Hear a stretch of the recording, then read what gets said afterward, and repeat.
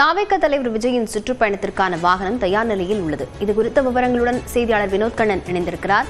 வினோத் கண்ணன், விவரங்களை பதிவு செய்யலாம்.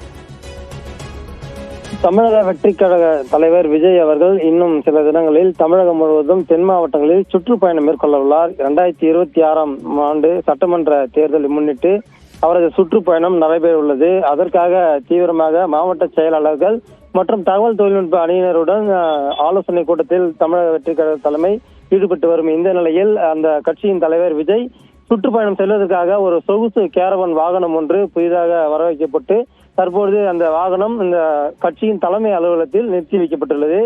அந்த காட்சியை நம்மால் பார்க்க முடியாது. விஜய் செல்வதற்காக இந்த சொகுசு வாகனங்கள் வரவைக்கப்பட்டுள்ளது. இந்த சொகுசு வாகனத்தில் அவர் ஒரு வீட்டில் இருப்பது போன்று அனைத்து வசதிகளும், கழிவறை, படுக்கை உள்ளிட்ட அனைத்து வசதிகளும் இந்த சொகுசு வாகனத்தில் ஏற்படுத்தப்பட்டு அவர் சுற்றுப்பயணம் மேற்கொள்வதற்காக அவருக்கு ஒரு மிகவும் பிரத்யேகமாக தயாரிக்கப்பட்டு வர வைக்கப்பட்டுள்ள ஒரு வாகனம் தற்போது அந்த கட்சியின் அலுவலகத்தில் நிறுத்தி வைக்கப்பட்டுள்ளது.